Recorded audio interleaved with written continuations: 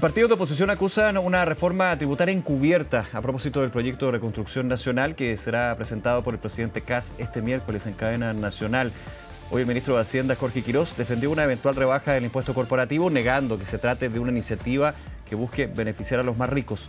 Para hablar de este y otros temas, nos acompaña hasta ahora el presidente del Partido Comunista, Lautaro Carmona. Lautaro, siempre un placer, muchas gracias por acompañarnos. Muchas gracias por la invitación y muy buenas tardes. Muy buenas tardes. El ministro Quirós decía, no hagamos la típica caricatura que cualquier baja de impuestos es para favorecer a los ricos. ¿Cómo evalúa usted lo que son estas líneas que entrega el ministro de Hacienda sobre el proyecto de reconstrucción nacional? A ver, yo creo que hay que ir a lo que es la esencia de la definición de un impuesto. El impuesto grava la actividad económica y por consiguiente es de cargo de quien está encabezando esa iniciativa económica, me refiero al empresario en este caso. Y si hay una gravación mayor, ese empresario tiene que gastar más en impuestos. Los impuestos son ingresos fiscales y al fisco le permite, digamos, redistribuir o asignar según nuevas prioridades esos ingresos que tiene en política pública y suele ser, digamos, política social. Por tanto, que beneficia a los empresarios, salvo que el ministro como buen empresario quiera decir que esto beneficia a los trabajadores, digamos, que le va a subir el ingreso, que en vez de ganar un mínimo tal va a ganar, digamos, sobre 1 millón de pesos, lo que sería, digamos, ya un chiste de exageración absoluta a nivel mundial, digamos. Que beneficia a los empresarios, díganlo con toda su letra, así es. Y si esto es junto a otro fenómeno que es, a propósito del fenómeno mundial con la guerra de Estados Unidos e Israel en el Medio Oriente, el impacto en el precio del petróleo y el petróleo como insumo fundamental en la actividad económica, viene una alza de precios, viene una inflación.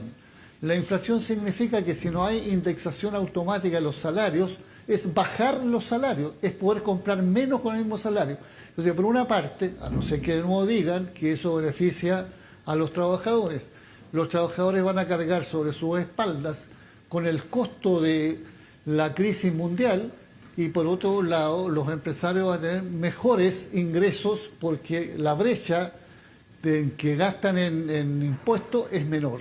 Eso es en todas sus letras.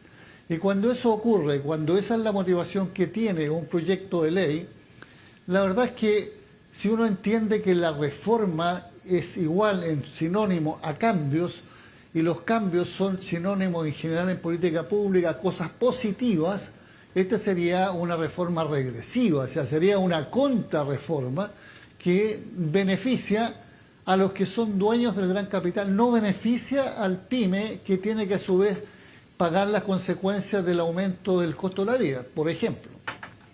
Ahora, en esa lógica, Lautaro, ¿cómo se entiende, porque usted dice, claro, aquí hay un efecto que finalmente no va a favorecer a la ciudadanía, sino a los empresarios en términos de una eventual rebaja del impuesto de primera categoría, el impuesto corporativo? Pero ¿cómo se entiende que en el gobierno anterior, en los últimos meses del gobierno anterior, en algún minuto ya se llegaba a una mirada consensuada de que era necesario rebajar ese impuesto, con una compensación de la menor recaudación que tendría? Pero yo recuerdo el Ministerio de Hacienda, liderado en su minuto por el ministro Marcel, se hablaba justamente de esa posibilidad. Bueno, usted recordará también que frente a ese hecho, entre los partidos y dirigentes que tuvimos observación crítica estamos nosotros. Por tanto, no estoy acomodando ahora un discurso. No compartían esa mirada del gobierno del presidente Boric. La economía tiene valor evidente, la economía tiene valor permanente, indistintamente de cuáles son los gobiernos. Si los mecanismos que se van a usar significan dejar de recibir menos como fisco, es limitar las posibilidades que tiene el fisco de políticas sociales. Eso es un tema muy importante para nosotros. Sin perjuicio de que se buscaba tener por la vía de control de la elusión y la evasión, está bien, de acuerdo, pero disminuir los impuestos no está escrito que eso afecte el nivel de inversión del empresario. El empresario no se va a volver, digamos, ni religioso ni otra cosa si es que tiene una ganancia, una tasa de utilidad un poco menor, pero siempre tiene una gran tasa de utilidad. Así es que no tengo ningún problema en decir, para mí, esto no es una posición acomodada que es el gobierno de Kast, no, en absoluto. Es un juicio de valor con elementos que son parte de la política, como es el tema de la economía. Y la pregunta es por qué el gobierno a un mes insiste, a pesar de la consecuencia que ya siente y resiente a la opinión pública y sobre todo a los trabajadores, porque hay una mirada dogmática. Y la mirada dogmática de la economía es decir que el beneficio al empresario lo motiva a invertir. Invertir significa automáticamente más empleo, más salario, pero desconocen que no siempre es más empleo porque está mediante el tema de la tecnología y por consiguiente si no es más empleo tampoco es menos, es más salario, y si no es más salario no es aumento de la capacidad de demanda, que es activante directo de la economía.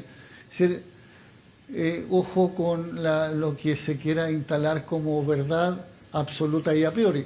Me llama la atención que un gobierno que hace política tenga temas que están fuera de discusión. Esto es irrenunciable. En política no hay cosas irrenunciables que no sea lo que aconseje la vida, porque aquí daría lo mismo, si hay un terremoto o no, va a ser irrenunciable si las consecuencias son duras para un sector y habría una falta de un corazón de piedra frente a lo que es el impacto social que las políticas públicas tienen, y eso vale para cualquier gobierno, incluyendo, por cierto, para este. Ahora, en ese punto, desde el gobierno se justifica esta posibilidad, digamos, de rebajar el impuesto porque va a reactivar la economía frente a otras medidas también que van a presentar al Congreso. En esa línea, ¿usted piensa que la reactivación de la economía va más bien aparejada a un eventual alza en el impuesto corporativo, el alza de las empresas? Yo creo que uno debe primero preguntarse para qué quiere activar la economía. Y obviamente la quiere activar, y así lo entiendo también, en la perspectiva de un modelo de desarrollo, y un modelo de desarrollo significa beneficios, mejor expectativa, mejor aspecto de lo que es la condición de vida de la población. Creo que esa es la comprensión más integral que hay frente a un concepto como el que se plantea. Desde esa perspectiva no hay un solo factor, yo insisto, no hay una brecha, no hay un estudio que diga que las tasas de ganancia que tiene actualmente el mundo empresarial son una limitación absoluta para poder mantener el ritmo de la actividad económica.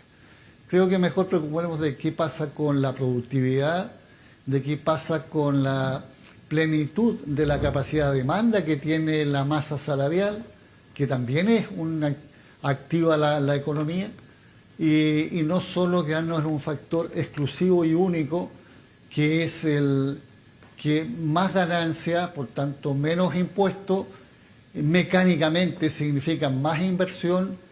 La inversión está vinculada, por ejemplo, en la minería, en cuestiones que superan lejos cuál es la tasa de ganancia, sino cuáles son los desgastes que tiene el rendimiento de las minas, cuáles son la capacitación que tiene todo el mundo laboral que está vinculado al tema minero, pero también cuáles son los mercados y cuál es nuestra relación con esos mercados. Entonces, yo no simplificaría para poder justificar lo que a todas vistas o a todas luces es un beneficio directo al capital, o sea, al empresario. ¿Cómo ve usted la discusión? Porque ya desde el oficialismo apuntan, bueno, efectivamente, fuerzas como el Frente Amplio y el Partido Comunista toman una posición sobre este punto en particular, lo toman como un general, digamos, de este proyecto de construcción nacional, así que más vale la pena, parafraseo declaraciones que he escuchado de parlamentarios oficialistas, conversar con otras fuerzas como el socialismo democrático, Partido de la Gente, entre otros, más que desgastarse, digamos, en cambiar una postura de un sector que no va a transar sobre ese punto, digamos.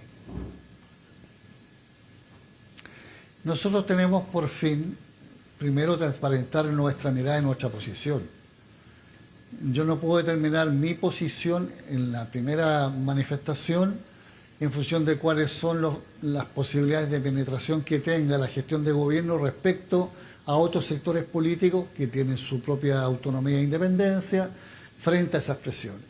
Y que en el caso nuestro que nos guía y nos orienta, ¿cuál es el efecto que tiene sobre la calidad de vida para la población?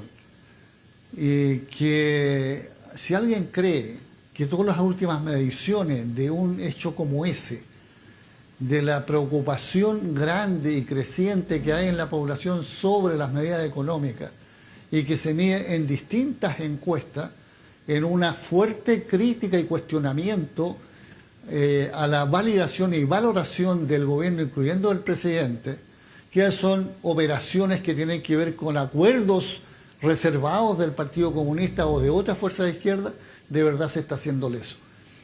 Esto a un mes, nunca un gobierno ha tenido un retroceso tan fuerte de sus propias políticas, además de los autogoles y los errores no forzados que han cometido, digamos, muchos de sus representantes.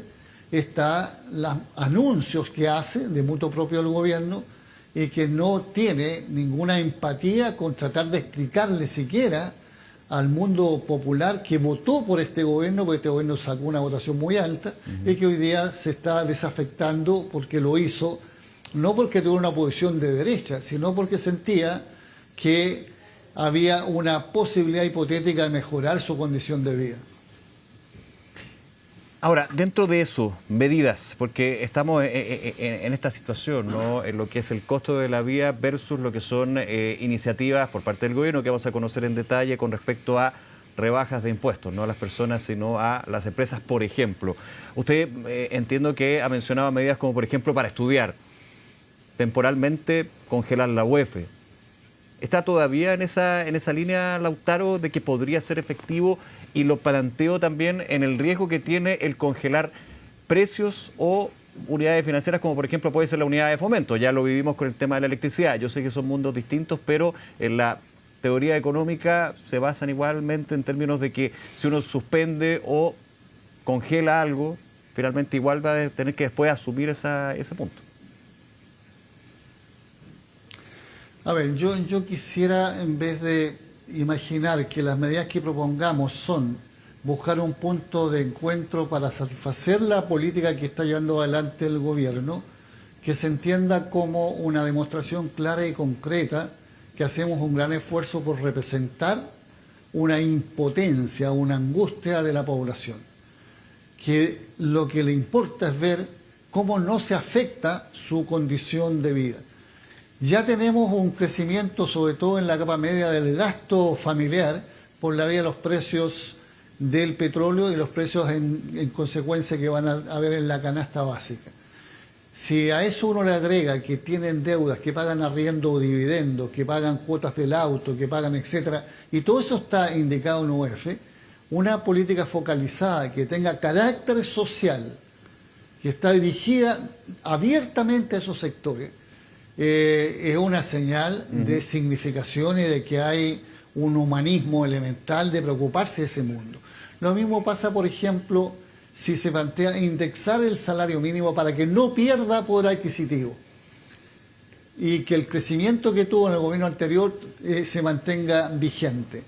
La población que gane el ingreso hasta el salario mínimo, incluso en una escala, solo hasta el salario mínimo se indexa, ya es también una consideración, a pesar que una familia, si tiene 8 ingresos, lo consume todo y por tanto no va a resolver, digamos, resguardar la totalidad de su ingreso, pero sí una parte significativa. O sea, medidas de ese tipo o focalizaciones que vayan, no se olviden, digamos, que aquí hubieron ingresos familiares de emergencia, que aquí se creó un bolsillo electrónico que lo haga factible y focalizable, es decir, una batería de cosas que digan, en esta etapa, en una guerra que nadie eligió de nosotros, sí la eligió, digamos, Trump y sus aliados, por lo menos vamos con políticas públicas a tratar de que el efecto que tenga no sea tan devastador sobre el sector más sensible.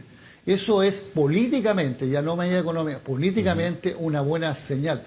Y yo espero que eso en el debate que haga el Parlamento, hubiera pensado que era un momento adecuado para haber consultado transversalmente a todos los sectores en el Parlamento y fuera del Parlamento.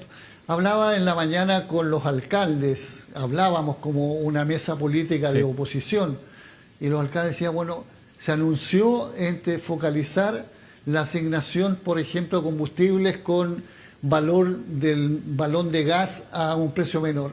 Y eso es un anuncio irresponsable, porque la gente empieza a presionar sobre el municipio en una forma dramática y el municipio no tiene un peso más entregado centralmente para cubrir esa necesidad. Eso no está bien, eso éticamente no es bueno porque se burla de la necesidad. Es decir, tengamos todos esos cuidados para que hagamos que efectivamente es conversable el tratamiento del tema, porque supera, digamos, la iniciativa original de gobierno, sino se suma dentro del cuadro de una crisis global y mundial. ¿Pero ustedes están dispuestos a conversar?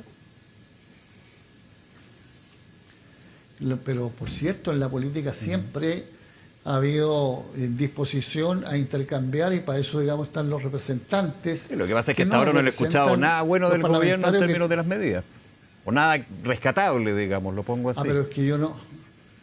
Pero porque tenemos una mirada contundente, clara y categórica en algo que el gobierno... Yo no he dicho que el gobierno declare que esto no está fuera de discusión y no es negociable. Lo dijo el ministro.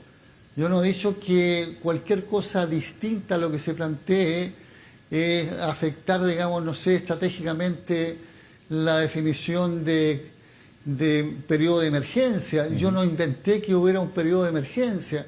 Es decir, eso ya no tiene que ver con mi conclusión. A mí me gustaría que efectivamente el tema fuera, estamos en una crisis que se ha agravado a propósito del tema de la guerra a nivel planetario, que repercute en casi todos los países, abordémosla, y me gustaría que la señal que dé el gobierno, por ejemplo, escuchando a los trabajadores, escuchando a la Central Unitaria de Trabajadores, fuera una centralidad. Lo mismo hiciera con las organizaciones de las pymes, etcétera, y uno valoraría esas cosas. Pero eso no existe, no está planteado. Ahora, en un mes de gobierno, uno esperaría también dar tiempo y rodaje para poder llegar a esas conversaciones y relaciones. Yo no sé si las tienen, por ejemplo, desde el Ministerio del Trabajo, el Ministerio de Economía, entre otros. Ahí desconozco. Quiero creer que sí. Pero tú dices bien, a un mes de gobierno, de verdad no es la oposición la que tiene el mérito de que se haya agotado el llamado luna de miel o periodo de gracia, sino que ha sido los errores que ha cometido el propio gobierno de un país en quiebra, de un país que tiene políticas de insensibilidad social como el tratamiento de una persona con cáncer. Eso no son obligaciones que le puso la oposición, esas son opciones de mutuo propio, tratamientos que pueden haber tenido, digamos, una delicadeza distinta, y no la tuvieron, porque creo que ahí hay una diferencia entre lo que es la gestión, la gran gestión, la eficacia de gestión en el sector privado, con lo que es la eficacia de gestión en el aparato público. Tiene códigos distintos y tiene efectos distintos, porque uno tiene que ver con sectorizar, digamos, el rendimiento de una empresa, y otro tiene que ver con la transversalidad de toda la sociedad y todas sus políticas públicas. Sí, se juega su capital político, que trasladamos desde lo que fue el resultado eleccionario de José Antonio Kast y su gobierno, en este proyecto de reconstrucción nacional, Lautaro Carmona. Yo creo que todos sabemos que un gobierno, incluyendo el que fuimos parte nosotros, se juega del día 1 su influencia, entiéndase, capital político, por el ascendiente que tiene en la población. Sí, claro. Nosotros, por otras razones, perdimos 6 meses, y eso fue sin reversa. Tuvo un efecto y un costo que significó llegar a la conclusión que llegamos con la derrota que tuvimos en forma contundente en la última elección presidencial y parlamentaria. Pero eso, insisto, una cosa son méritos de una capacidad que desarrolle la oposición y su vinculación y raigambre en el mundo popular y social, y lo que haga por esfuerzo para darle identidad. Y otra cosa son los errores propios. O sea, si uno en un partido de fútbol puede ganar porque es capaz de hacer 1 o 2 goles y ojalá sean espectaculares, o porque el otro se hace 2 autogoles, digamos. Y yo creo que en este caso son principalmente autogoles del propio gobierno. No le trasladen el cuestionamiento que tiene la gente a una intencionalidad. La gente está solo dándole rienda a tanto anuncio y ve al revés muchas prevenciones de que habrá que tener mucha paciencia respecto a esos anuncios. El miércoles se espera haya una cadena nacional justamente del presidente Kast con estos anuncios, con este proyecto. ¿Qué espera usted de esa cadena nacional? Que finalmente es un puente, una comunicación desde el mandatario o mandataria hacia la gente para explicar en un tiempo acotado, un proyecto que parece que es bastante amplio y grande, pero que tiene que ir generando un relato justamente para lo que va a ser la discusión en el Congreso. ¿Qué espera usted de eso? Lo primero que espero, lo vamos a escuchar con atención y a leer letra por letra para demostrar que no tenemos un prejuicio, no tenemos un juicio adelantado que no sea ir mirando lo que el propio gobierno anuncia. Primero, que aquí no hay medidas que sean indiscutidas, que son propuestas que van al debate, a lo menos al debate parlamentario. Eso es lo primero. Lo segundo, que no se descuida la situación en que quedarán los sectores de las y los trabajadores, y hay entonces anuncios específicos respecto de ellos. Lo tercero, que es más difícil, digamos, que expliquen por qué los privilegiados de estas medidas no serán los grandes empresarios, cuando todo indica que así será, digamos. Entonces espero que en estas pocas horas que quedan, en estos debates que se hacen en forma indirecta, pues yo entiendo y valoro altamente esta posibilidad de conversar, porque constituye parte de una opinión pública, algo se considere. No hay una idea de que si al gobierno en políticas sociales y públicas le va mal, eso es muy bueno. No, eso es muy malo porque le va mal a la gente que más necesita esas políticas públicas, y espero que eso esté presente sin arrogancia, con un dejo de un poquito de modestia del que está dirigiendo, asumiendo, digamos, que la otra parte algo, aunque sea una milésima de razón, puede tener. En un concepto quiero tomar lo que usted decía en la siguiente pregunta, Lautaro. ¿Este gobierno es un gobierno de los privilegiados? Yo tengo, desde el punto de vista político, una mirada que del sector político que gobierna, del punto de vista de la base que lo eligió. Respeto absolutamente el pronunciamiento. No sé si voy a coincidir que son méritos lo mismo que ellos consideran, pero sí voy a considerar claramente que si alguien tiene responsabilidad en que esto ocurrió, no es la gente que votó, sino nosotros, que éramos los obligados a hacer la otra propuesta y no nos comprendieron, o no hubo empatía, o no fue validada. Por tanto, cuando me refiero a cuál es el carácter de los intereses objetivos que defiende, no estoy desautorizando a quienes lo eligieron, sino estoy dándome cuenta. En una demostración yo pensé que iba a ser más larga, que no íbamos a demorar mucho más en demostrar tan evidentemente qué intereses defiende el gobierno, y solo defiende de sectores privilegiados. No tengo ninguna... Basta mirar, por ejemplo, quiénes son los que van a ganar si se eliminan las contribuciones de vivienda para un cierto sector, cuando todos los que deberán estar sobreseídos de la contribución y ser beneficiarios de no pago ya están resueltos. Eso es una medida que de alguna forma es una volador de luces para que la gente crea. Los que no pagan, que serán liberados de contribuciones, será un nuevo ingreso. Eso no es verdad. Ya no pagan, ya están exentos. Entonces, eso para los adultos mayores no es el 100%. No me parece que sean buenas. Muchos que pagan. Muchos que pagan, pero los que pagan tienen ingresos que superan los 2 millones de pesos. No necesariamente, pero entiendo el punto al que va. Menor. Son un número menor y son muy importantes en lo que es el pozo de recursos que usan los municipios, por ejemplo. No, sí, en el fondo sí, yo lo sé, pero usted es que está generalizando, Lautaro, en términos de que el adulto mayor, todos los que apuntaría a un eventual cambio para que sea exento de contribuciones los adultos mayores, todos ganan sobre 2 millones de pesos cuando muchos tienen jubilaciones que no sé si llegan a los 2 millones de pesos. Insisto. No, yo no estoy... Para claro. Todos quienes tengan ingresos menores están justificadamente exentos. Excepto. Yo estoy hablando de los que no viven, no tienen esa condición. Y todos sabemos que hay un número que es significativo y que como ingresos para lo que es la política municipal tienen una importancia. Eso es lo que vale de lo que yo he afirmado.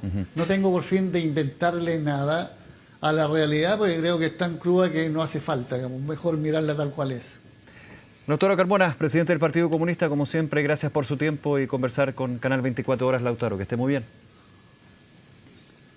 Muchas gracias, muy buen día. Hasta luego, igualmente.